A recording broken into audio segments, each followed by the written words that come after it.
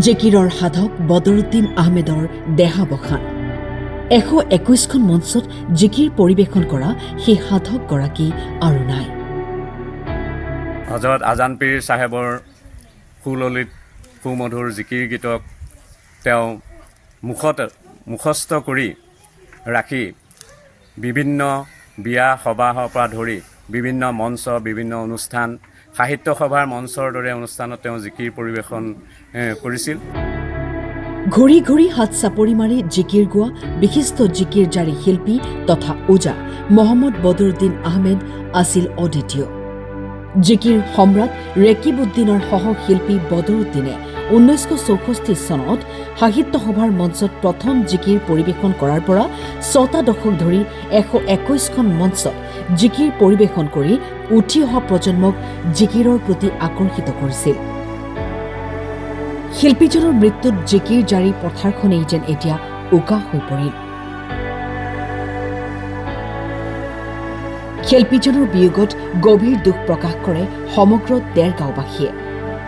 আমাৰ বাবে আজি অতি দুখৰ বিষয় যে আমাৰ মাজৰ পৰা জিকিৰ ওজা বদৰুদ্দিন আহমেদ তেখেত হেৰাই গ'ল। বদৰুদ্দিন আহমেদ ডাঙৰীয়াই বিশেষকৈ যিটো আমাৰ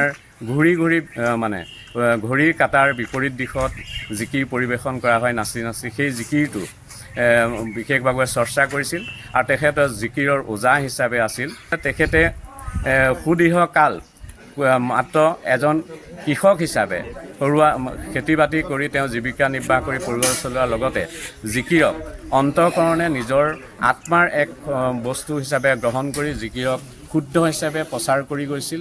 আৰু তেওঁ জিকিৰৰ মঞ্চ কেৱল বিয়া ভোজেই নহয়, সকলো অঞ্চলৰ আমি দেখিছিলোঁ যে বিগত অঞ্চল গোলাঘাট জিলাই হওক বিভিন্ন অঞ্চলৰ দেৰগাঁও পৰা ধৰি সকলো অনুষ্ঠান প্ৰতিষ্ঠানৰ শোভাযাত্ৰাই হওক বিভিন্ন অনুষ্ঠানতেই হওক তেওঁ জিকিৰ পৰিৱেশন কৰিছিল।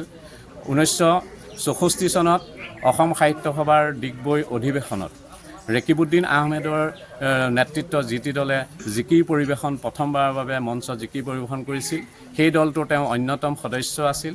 তাৰ পিছৰ পৰাই সুদীৰ্ঘ এই মৃত্যুৰ সময়লৈকে প্ৰায় 60টা বছৰ তেওঁ জিকিৰ চৰ্চা কৰিছিল। আৰু এই জিকিৰসমূহ তেওঁ মুখস্থ আছিল, কোনো লিখিত ৰূপত নাছিল। তেওঁ মুখস্থ কৰি এই জিকিৰবোৰ গাইছিল আৰু শুদ্ধ ৰূপত জিকিৰ গাবলৈ চেষ্টা কৰিছিল। তেখেতে নিজে জিকিৰ চৰ্চা কৰাৰ লগতে বিভিন্ন অঞ্চলৰ নতুন যুৱকসকলক জিকিৰ চৰ্চাৰ ক্ষেত্ৰত তেওঁ উদগনি যোগাইছিল। তেখেতে সকলোকে লগত লৈছিল, সৰুৰ পৰা বৃদ্ধালৈকে তেখেতৰ নেতৃত্বত জিকিৰ গাইছিল মানুহে। তেনে এজন জিকিৰ সাধক অসমীয়া মুছলমান সমাজৰ যিটো এক ঐতিহাসিক সাংস্কৃতিক অনুষ্ঠান, সেই জিকিৰক তেখেতে যিদৰে অন্তঃকৰণে গোটেই জীৱনটোক সাধনা কৰি গ'ল, তাৰ কাৰণে আমি আজি তেখেত আমাৰ মাজৰ পৰা হেৰাই যোৱাৰ বাবে আমি দুখিত। দেৰগাঁৱৰ পৰা অভিজিত বৰাৰ ৰিপৰ্ট, টাইম 8।